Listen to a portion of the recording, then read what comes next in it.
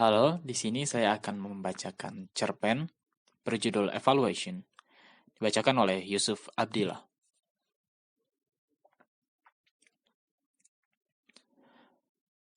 I fell in love the moment I saw her. Adrian Harvey said to me as I sat at my desk and listened to what he had to say. I didn't know her very well, and she and I had probably talked once, but I had always liked her from the beginning. Adrian had come to me because he was dealing with emotional stress and blackouts. I'm a psychologist.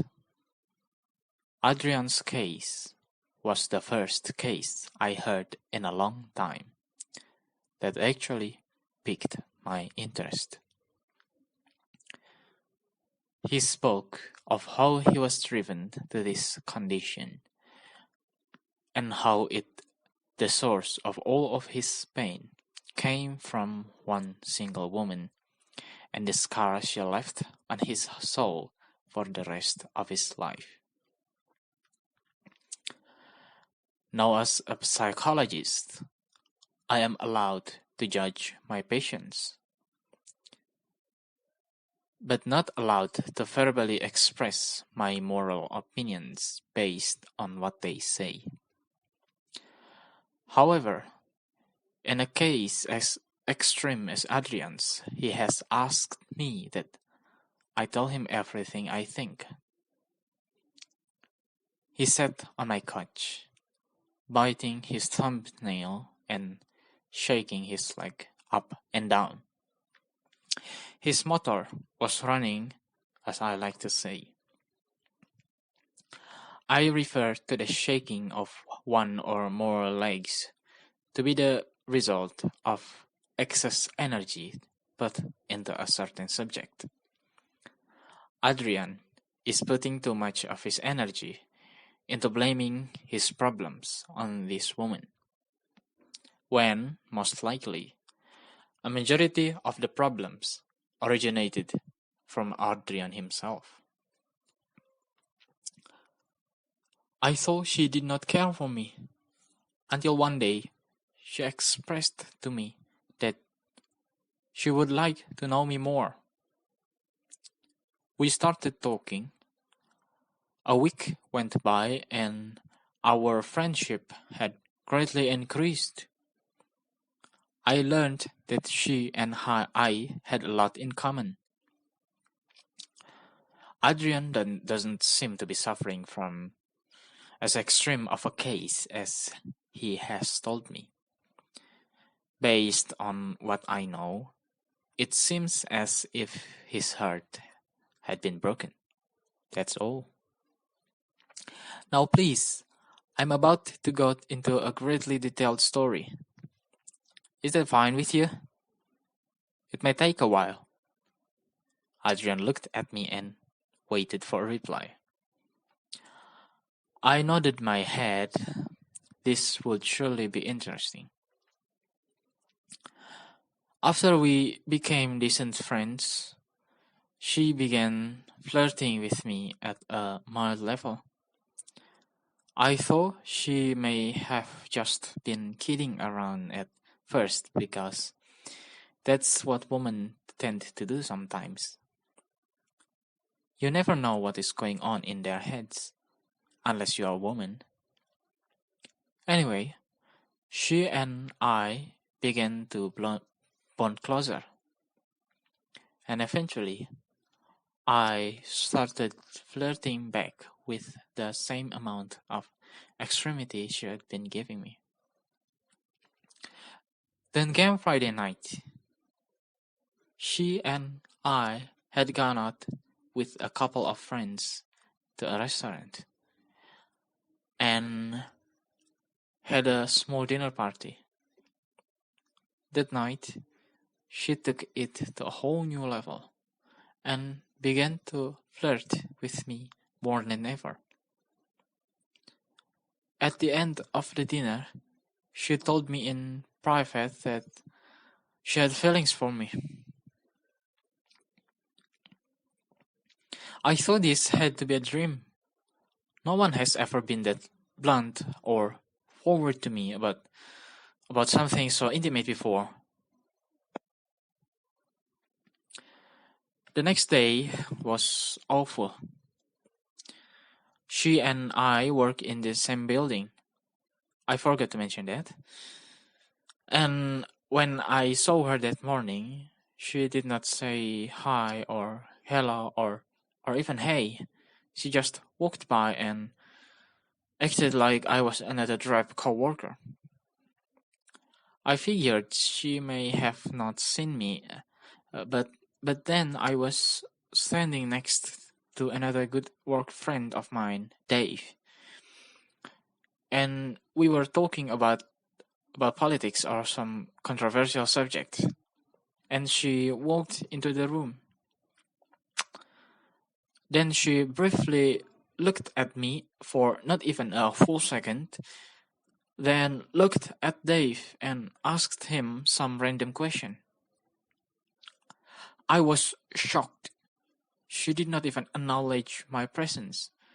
She did not nod. She did not even say a single word to me. Then she walked out of the room, and she had still not said a single thing to me. I had no idea what was wrong, so I asked her. So her response was short, one-word sentences, and I struggled to keep a fluent conversation. I eventually gave up and walked away. The next week seemed a bit odd. I felt that we were more distant than before, but she talked to me every day and still flirted with me. I just felt that something had changed. By Friday, though, I thought I had restored what we had last Friday, and I planned on asking her to dinner the following Monday. That night, I felt the entire world close in on me. Dave called and asked what was going on between me and her. I confessed my feelings for her to him, and told him what she had told me the week before. Dave suddenly changed in moods and got very quiet. He told me that he was sorry, but he had seen her walk out with a man after work, and they kissed and got in a car and drove off. I didn't understand what happened. Everything had been going so well. Then out of nowhere, she stops talking to me for one day, and then this man appears and steals her feelings right out of my heart. Adrian had just told me a tragic love story that unfortunately happens to many men in the world.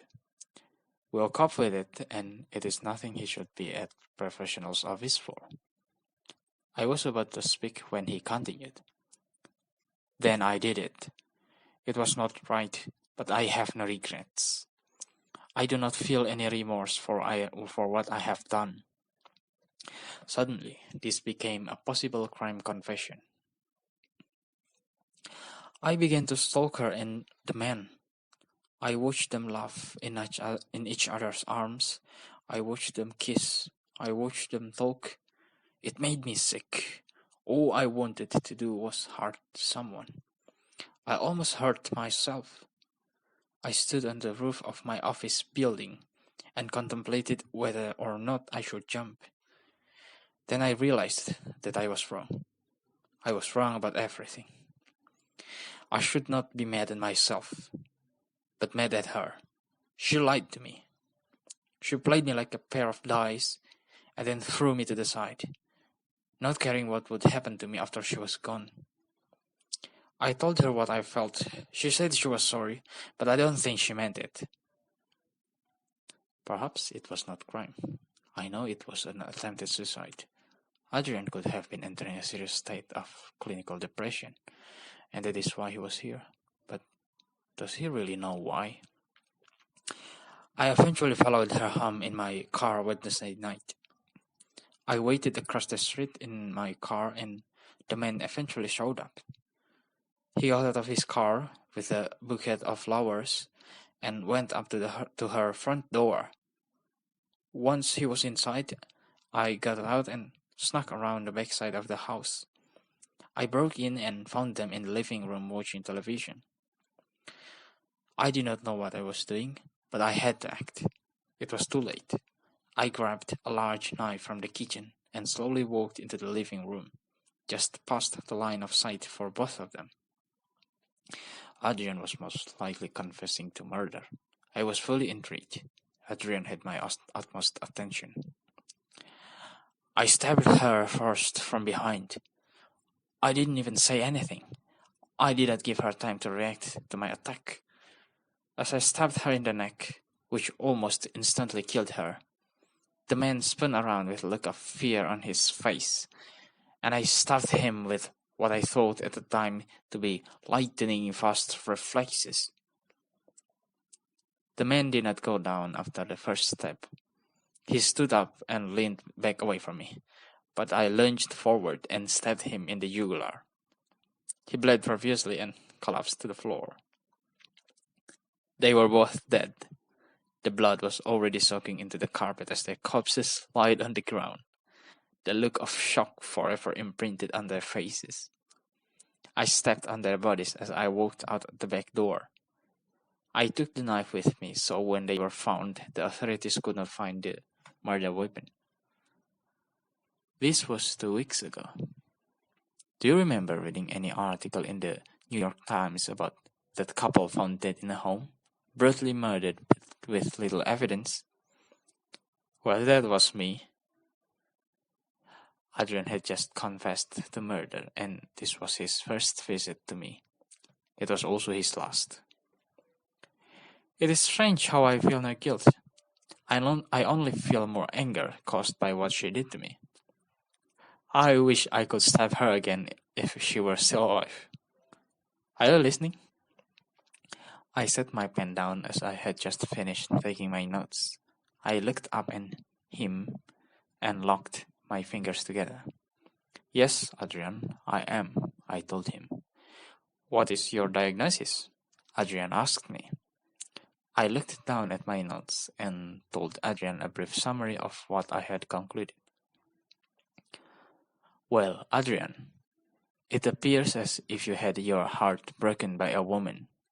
This happens to many men, but you were too weak and did not have the self-esteem to deal with such a painful thing, so you attempted suicide. Then you decided to direct your anger towards the woman and the man. In this case, you took this anger and expressed it through the sin of murder. You do not feel remorse for the grave sin you have committed, and for that you are being condemned. Thank you for letting me analyze your case for approval, Adrian. It has been a pleasure. Welcome to hell.